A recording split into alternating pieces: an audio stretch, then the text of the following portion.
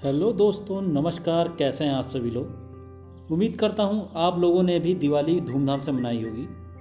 दोस्तों, आज जो कहानी मैं आप लोगों के लिए लेकर आया हूं उस कहानी का नाम है मोमंदूर का आदमखोर। ये कहानी भी केनेथ एंडरसन द्वारा लिखी गई है।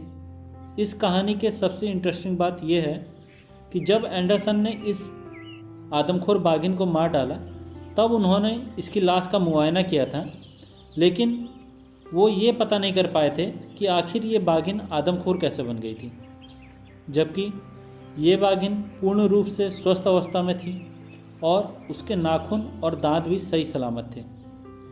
कुछ लोगों का मानना था इस बाघिन का साथी चांगला वैली का प्रसिद्ध आदमखोर बाघ था, इसलिए ये भी आदमखोर बन गई थी, क्योंकि उस बाघ के साथ रहते रहते इसको भी मानव मांस का स्वाद मिल चुका था।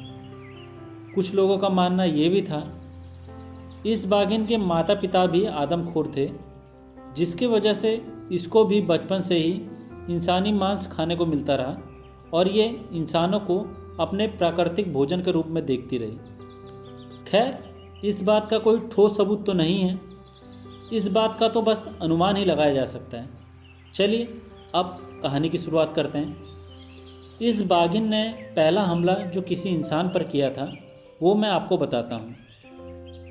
तो होता यह है कि मोमंदूर गांव का एक नौजवान लड़का एक दिन अपने मवेशियों को चराने के लिए जंगल में ले गया था। वैसे तो ये रोज़ की तरह उसका दैनिक कार्य था, लेकिन उसको अचानक से ये महसूस हुआ कि वो किसी बड़े खतरे में है और उसका पीछा किसी जानवर द्वारा किया जा रहा है। खतरे को भांपकर वो लड़का अपने मवेशियों को वापस अपने गांव की तरफ हाँकने लगा, लेकिन तभी उसके मवेशियों में से एक गाय पर इस बाघिन ने हमला कर दिया। बाघिन ने जिस गाय को चुना था, बदकिस्मती से वो ही इकलौती दुधारू गाय थी जिसके दूध को बेचकर उस लड़के की जीविका चलती थी। पहाड़ी क्षेत्रों में किसी दुधारू गाय के मारे जाने पर खाने के लाले पड़ जाते थे, इसलिए उस लड़के ने हिम्मत दिखाकर उस बाघिन पर कुछ पत्थर फेंके और ज़ोर ज़ोर से हल्ला मचाना शुरू कर दिया। बाघिन ने भी सोचा नहीं था कि उसका इस तरह से प्रतिरोध किया जाएगा। आमतौर पर अन्य बाघ इस तरह का प्रतिरोध पाकर अपने शिकार को छोड़कर भाग जाते हैं, क्योंकि उनके मन में भी इंसानों से डर बना रहता है। लेकिन इस बाघिन ने उल्टा उसी लड़के पर हमला कर दिया। लड़का एक ही वार में घायल होकर जमीन पर गिर पड़ा। उसके शरीर पर गंभीर घाव बन गए थे, जिसके कारण ये लड़का बेहोश हो गया। बाघिन ने सोचा कि लड़का मर गया है, इसलिए वो वापस गाय की तरफ मुड़ी और वो गाय जो पहले से ही गिरी पड़ी थी, बाघिन ने उसको खाना शुरू कर दिया। लगभग एक आध घंटे बाद जब उस लड़के को होश आया, तब उसको कुछ देर तक ये समझ ही नहीं आया कि उसके साथ क्या हुआ था। वो अचेत अवस्था में अपनी गर्दन घुमाकर आसपास देखने लगा। उससे कुछ ही फीट की दूरी पर बाघिन अपने शिकार को खा रही थी। उसके दांतों से हड्डियों को तोड़ने की आवाज़ और मांस को चीरने फाड़ने की आवाज़ उस लड़के के कानों में स्पष्ट सुनाई दे रही थी, जिसको सुनकर उस लड़के को लगा जैसे डर के मारे उसका खून पानी हो गया है। लड़के ने समझदारी दिखाई और वो उसी तरह चुपचाप लेटा रहा। बाघिन बीच बीच में उस लड़के की तरफ भी देखती और फिर से अपने भोजन पर जुट जाती। एक बार तो वो अपनी जगह से उठी और कुछ फीट उस लड़के की तरफ चली। लड़के ने अपनी आँख को थोड़ा खोलकर उस बाघिन को जब अपनी तरफ आते देखा, तब उसके दिल की धड़कन मानो आसमान छूने लगी। वो उठकर भागने ही वाला था कि तभी बाघिन वहीं रुक गई और वापस गाय की तरफ मुड़कर पीछे जंगलों में चली गई। लड़का कुछ देर तक यूं ही शांत बना रहा। जब वो आश्वस्त हो गया कि बाघिन अब दूर चली गई है, तब वो उठा और तेज़ी से अपने गांव की तरफ चल पड़ा। हालांकि बाघिन ने उसको घायल कर दिया था, लेकिन अपनी जान बचाने के लिए उसके अंदर इतनी फुर्ती आ गई थी कि वो वापस अपने गांव में ही आकर रुका। जब वो अपने गांव में पहुंचा, तब उसने गांव वालों को अपनी आपबीती सुनाई कि कैसे उस बाघिन ने उसको घायल कर दिया था। जैसा कि आप लोग जानते ही हैं, उस दौर में मेडिकल फैसिलिटीज़ उतनी बढ़िया नहीं होती थी। गांव में डॉक्टर नहीं होते थे, इसलिए गांव के लोगों ने कुछ जड़ी बूटियों और गाय के गोबर को मिलाकर दवाई के रूप में उस लड़के के घाव पर लगाना शुरू किया और खुशकिस्मती से लड़का कुछ महीनों में पूरी तरह ठीक भी हो गया, लेकिन उसके शरीर पर बने निशान आजीवन भर उसके शरीर के साथ हो गए थे। इसी बाघिन का दूसरा विक्टिम भी उसी गांव का एक बूढ़ा आदमी था। वो आदमी भी जंगल में अपने मवेशियों को चराने के लिए गया हुआ था। उसके मवेशी आराम से घास चर रहे थे कि तभी उनमें भगदड़ मच गई। ये बूढ़ा आदमी एक पेड़ की छांव में लेटकर आराम कर रहा था। जब उसने अपने मवेशियों को इधर उधर भागते देखा तब उसको कुछ अंदेशा हुआ, इसलिए वो उस जगह पर पहुंचा जहां पर उसके मवेशी पहले चर रहे थे। वहां आकर उसने देखा कि उसकी गाय को बाघिन बड़े आराम से बैठकर खा रही थी। बाघिन ने गाय को मार डाला था, इसलिए अब उस आदमी ने उस बाघिन को भगाने का प्रयास नहीं किया, लेकिन वो वहीं पर खड़ा होकर उस बाघिन को देखने लगा। उस बाघिन को ये नागवार गुजरा और उसने उस बूढ़े आदमी पर हमला कर दिया। कुछ ही देर में उसने बूढ़े आदमी को मार डाला। शाम होने पर जब बाकी के मवेशी वापस गांव में लौट आए, लेकिन वो बूढ़ा आदमी अपने घर नहीं पहुंचा, तब उसके घर वालों ने उसकी तलाश शुरू कर दी। उन लोगों को बूढ़े आदमी और पास में ही बाघिन द्वारा मारी गई गाय की लाश भी उन लोगों को वहां पर मिली। इन दोनों घटनाओं में बाघ ने आदमियों पर हमला जरूर किया था, लेकिन उसने उनको खाया नहीं था। तीसरी घटना भी कुछ इसी प्रकार घटी, लेकिन इस विक्टिम को इस बाघिन ने खाया था। इस किस्से को विस्तार में बताता हूँ। वो किस्सा कुछ इस प्रकार है। दो सगे भाई जिनकी उम्र 15 से 16 साल थी, अपने मवेशियों को चराने के लिए जंगल में गए हुए थे। तभी इस बाघिन ने उनके मवेशियों पर हमला कर दिया था, जिसके कारण वहाँ पर जानवरों में भगदड़ मच गई थी।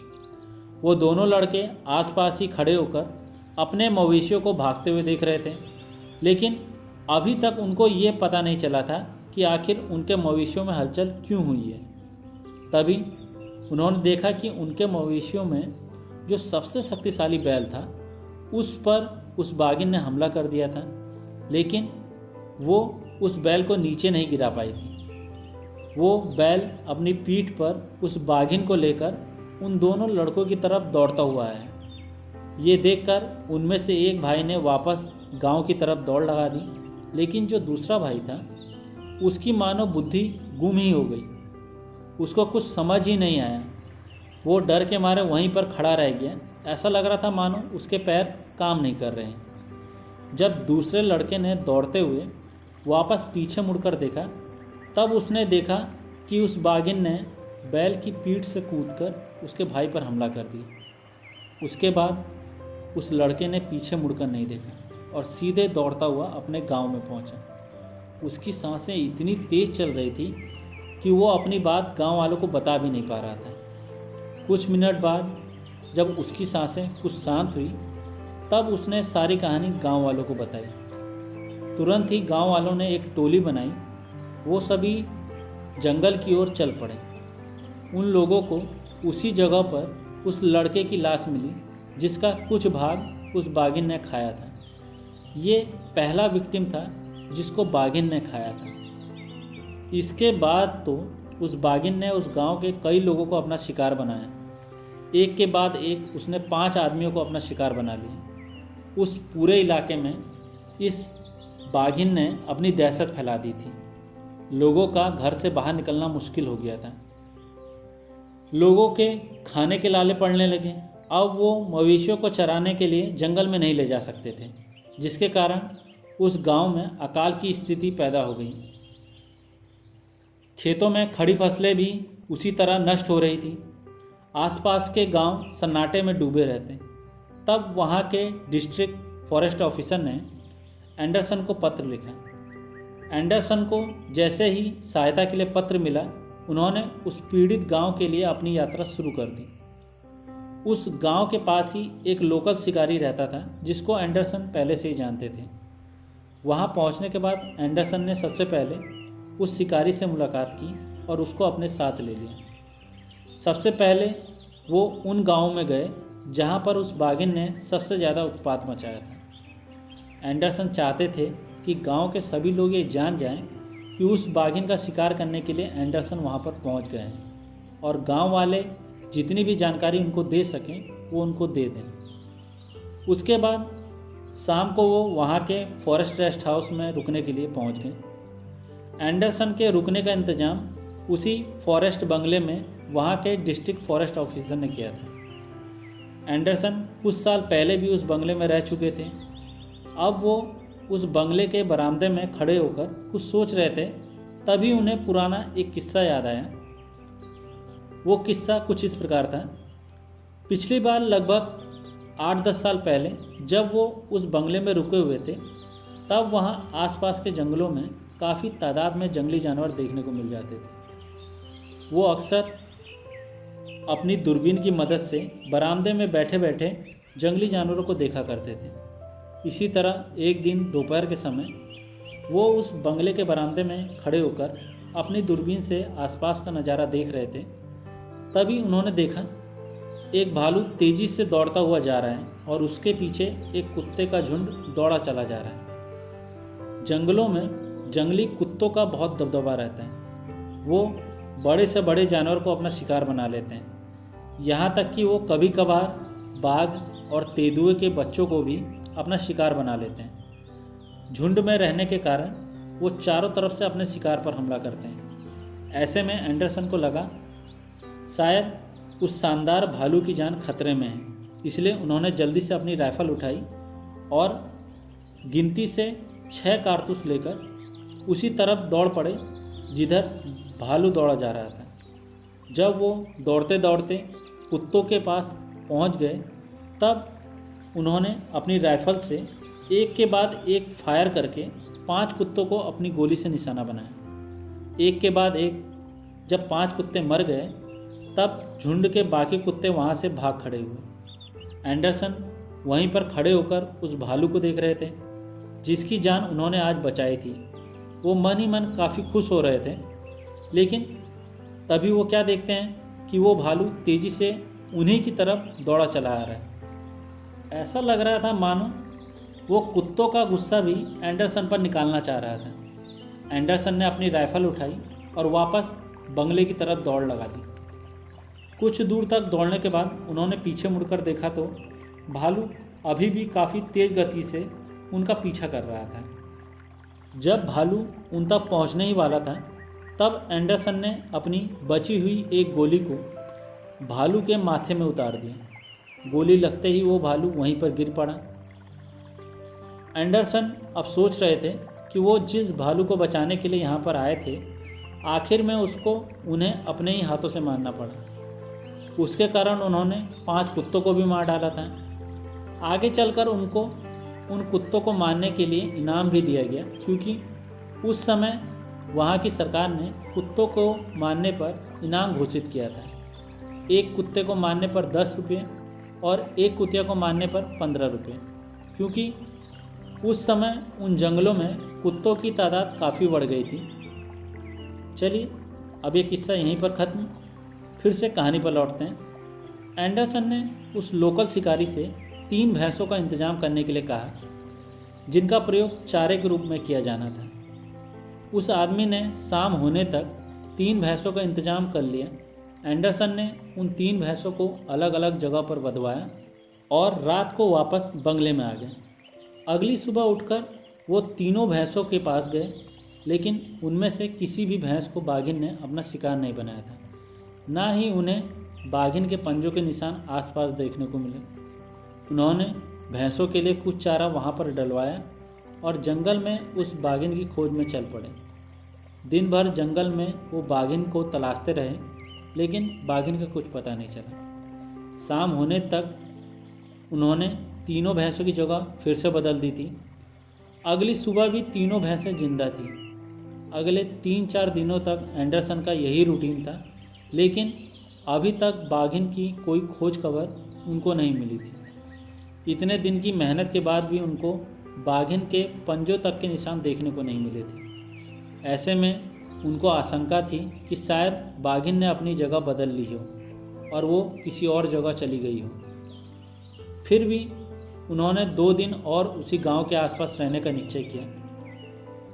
पहले दिन तो कोई ऐसी घटना नहीं घटी, लेकिन दूसरे दिन एक घटना घटी। उस गांव के पास ही में एक रेलवे स्टेशन था, जिसके दाएं और बाएं तरफ कुछ दूरी पर, लगभग आधे किलोमीटर की दूरी पर लैंप जलाए जाते थे, जिनका काम सिग्नल देने के लिए होता था। रात में जब भी कोई ट्रेन आती, तब उसका ड्राइवर जलते हुए लैंपों को देखकर ये समझ जाता था कि सामने कुछ दूरी पर एक रेलवे स्टेशन है और उसे वहाँ पर गाड़ी को रोकना है। जब तक उस आदमखोर बाघिन का आतंक उस क्षेत्र में नहीं था, तब तक लैंप जलाने का काम रात में भी किया जाता था। लेकिन जब से उस बाघिन ने वहाँ के आदमियों को मारना शुरू कर दिया था, तब से शाम को 3 से 4 के बीच में उन लैंपों को जला दिया जाता था। एक दिन इसी तरह स्टेशन के 2 आदमी लैंप को जलाने के लिए स्टेशन से निकले। एक आदमी बाएं तरफ गया और दूसरा आदमी दाहिने तरफ। बाएं तरफ वाला आदमी तो कुछ देर में लैंप को जलाकर वापस आ गया, लेकिन दाहिने तरफ गया आदमी वापस नहीं आया। कुछ देर तक उसने उस दूसरे आदमी का इंतज़ार किया। उसके बाद उसने ये बात वहाँ के स्टेशन मास्टर को बताई। तब वहाँ के स्टेशन मास्टर ने कुछ लोगों की टोली बनाकर एंडरसन के पास भेजी। उन लोगों ने एंडरसन को बताया कि उनमें से एक आदमी आज शाम से गायब है। एंडरसन जिस बंगले में रुके हुए थे, वहाँ से उस स्टेशन की दूरी मात्र 1 किलोमीटर थी। कुछ ही देर में एंडरसन अपनी राइफल के साथ स्टेशन पर पहुँच गए। स्टेशन पर पहुँचने के बाद उन्होंने बाकी लोगों को वहीं पर छोड़ दिया और 2 आदमियों को लेकर स्टेशन के दाहिने तरफ चल पड़े। रास्ते में चलते समय उन लोगों को झाड़ियों पर एक सफ़ेद कपड़ा दिखाई दिया। जब वो उस सफ़ेद चीज़ के पास आए, तब उन्होंने देखा कि वो उस आदमी की धोती थी। कुछ और आगे बढ़ने पर उनको पटरी के किनारे एक नाले में उस आदमी की लाश मिली। उस आदमी की गर्दन को बाघिन द्वारा उसके शरीर से अलग कर दिया गया था और उस आदमी के शरीर का कुछ भाग उस बाघिन ने खाया भी था। रात होने वाली थी, इसलिए एंडरसन ने यह ठीक नहीं समझा कि वो नीचे नाले में लाश की तरफ जाए। ऐसे में बाघिन कहीं से भी उन पर हमला कर सकती थी। इसलिए उन्होंने आसपास की जगह पर नज़र मारी जहाँ पर वो रात में बैठ सकें। लेकिन अब इतना समय नहीं था कि पास के पेड़ों पर मचान बांधी जाए और ना ही कोई ऐसा पेड़ था जिस पर वो बैठ सके। तब एंडरसन को एक यू शेप का एक गड्ढा दिखाई दिया जो पटरी के लगभग बगल में ही था। एंडरसन ने उनके साथ जो दोनों आदमी आए थे उनको वापस स्टेशन पर भेज दिया और वो उस यू आकार के गड्ढे में बैठ गए। उनको वहाँ से उस आदमी की लाश दिखाई दे रही थी। अगर बाघिन उस आदमी की लाश पर लौटी, तब वो आसानी से उस पर गोली चला सकते थे। चांदनी रात होने के कारण आसपास काफ़ी उजाला था। रात में लगभग 12 बजे एंडरसन ने देखा कि उस आदमी का सिर खुद ब खुद हिल रहा है। एंडरसन ने पहले भी कई बार भूतों की कहानियाँ सुनी थी, लेकिन आज उन्हें ऐसा लगा कि वास्तव में उन्होंने भूत को देख लिया है। आप कल्पना कीजिए, आधी रात में आप अकेले किसी लाश के पास बैठे हों और उस लाश का सिर बाकी धड़ से अलग पड़ा हो और वो खुद ब खुद हिलने लगे, तब आपकी क्या हालत होगी।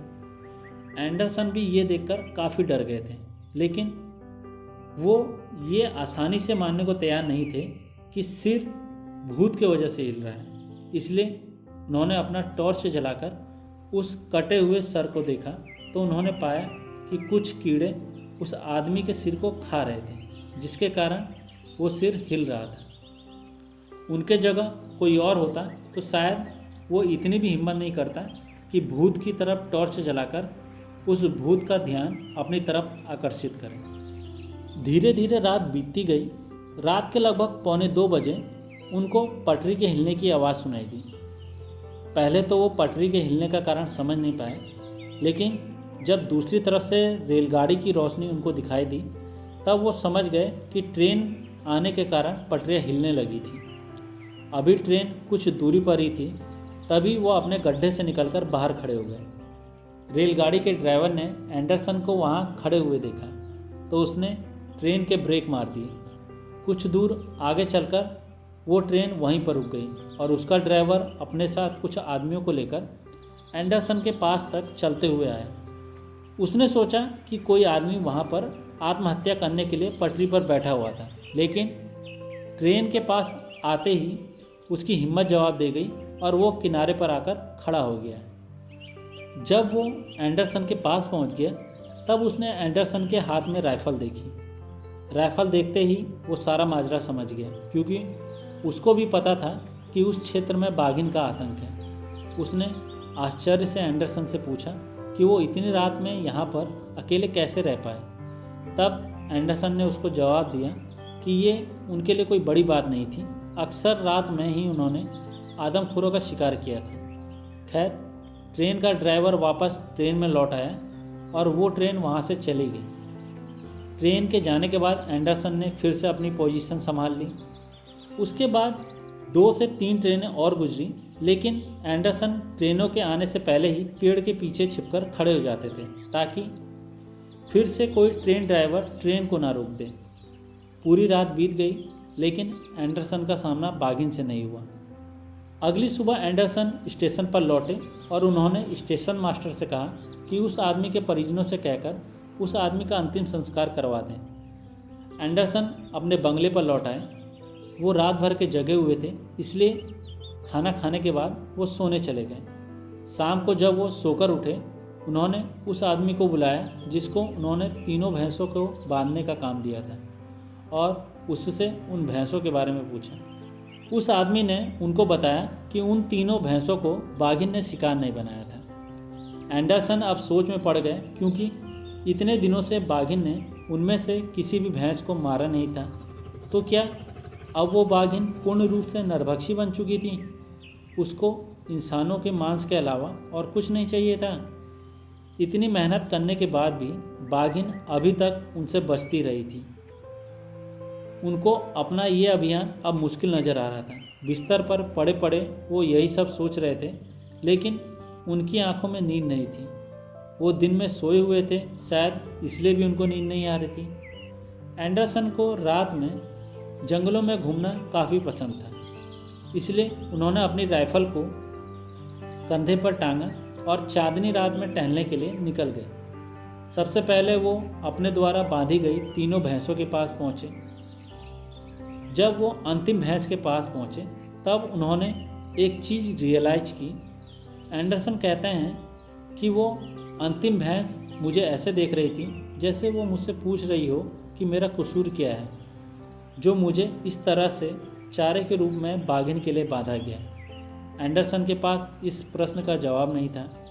इंसानों की जान बचाने के लिए भैंस की बलि देना कहाँ तक सार्थक है। एंडरसन वापस बंगले की ओर लौटने लगे। तभी उन्होंने सोचा कि वो एक बार रेलवे लाइन के किनारे भी देख कर आएँ।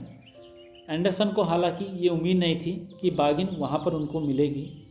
तभी एंडरसन को एक उपाय सूझा, क्यों ना बाघ की आवाज़ निकालकर बाघिन को आकर्षित किया जाए और उसको पास बुलाया जाए। उन्होंने ऊंचे आवाज़ में बाघ की आवाज़ निकाली, लेकिन ये क्या, उनकी एक ही बार में इस पुकार का जवाब बाघिन ने भी दिया। एंडरसन और बाघिन देर तक एक दूसरे को लगातार पुकारते रहे। बाघिन भी इस पुकार का जवाब देते जा रही थी और एंडरसन के पास आती जा रही थी। जब वो एंडरसन से लगभग 100 गज की दूरी पर आ गई थी, तब एंडरसन ने आवाज़ निकालना बंद कर दिया, क्योंकि एंडरसन ये जानते थे कि जब कोई बाघ या बाघिन दूर से इस प्रकार की पुकार को सुनता है, तब वो ये पहचान नहीं कर पाता है कि ये पुकार असली बाघ की है या फिर नकली। लेकिन जब वो आपके पास आ जाए, तब वो ये पहचान कर सकता है कि ये पुकार असली है या नकली। एंडरसन नहीं चाहते थे कि जिस बाघिन को उन्होंने इतने दूर से अपने पास तक बुला लिया है, अब उनकी इस गलती की वजह से वो दूर चले जाएं। उन्होंने एक पेड़ के पीछे बैठकर पोजीशन ले ली और जिस तरफ से उनको उम्मीद थी कि बाघिन आएगी, उसी तरफ राइफ़ल को तानकर वो वहीं पर बैठे रहे। कुछ देर के इंतज़ार करने के बाद आखिर में उनको अपने सामने से जाते हुए वो बाघिन दिखाई दी। बाघिन का कुछ ही हिस्सा उनको दिखाई दे रहा था, जिस पर गोली चलाने से वो सिर्फ घायल होती। इसलिए एंडरसन ने कुछ देर और इंतज़ार किया। बाघिन वहीं पर चुपचाप खड़ी थी। ऐसा लग रहा था जैसे उसे भी किसी खतरे का अंदाज़ा हो गया था। कुछ मिनट तक यूं ही सन्नाटा बना रहा, लेकिन फिर बाघिन आगे बढ़ने लगी। बाघिन जब पूरी तरह से उनके सामने आ गई तब उन्होंने उसे मार डाला। एंडरसन ने एक ही गोली में उस बाघिन का काम तमाम कर दिया था। एंडरसन ने जब उस बाघिन की लाश का मुआयना किया तब उन्होंने पाया कि उस बाघिन का पूरा शरीर स्वस्थ था और उसके नाखून और पंजे भी सही सलामत थे। बाघिन पूर्ण रूप से स्वस्थ थी। अक्सर स्वस्थ बाघ या बाघिन आदमखोर नहीं बनते हैं। एंडरसन के जीवन का ये पहला मामला था जब उन्होंने एक स्वस्थ बाघ को आदमखोर के रूप में देखा था। तो दोस्तों, आज की कहानी यहीं पर ख़त्म होती है। दोस्तों, आज की कहानी अगर आप लोगों को अच्छी लगी हो तो इस कहानी को लाइक ज़रूर कीजिएगा और साथ ही मेरे चैनल को सब्सक्राइब कर लीजिए, ताकि अगली नई कहानी आते ही आप लोगों को इसका अपडेट तुरंत मिल जाए। इसी तरह प्यार देते रहिए। आप लोगों का बहुत बहुत धन्यवाद। मिलते हैं बहुत जल्द एक और इंटरेस्टिंग स्टोरी के साथ। नमस्कार।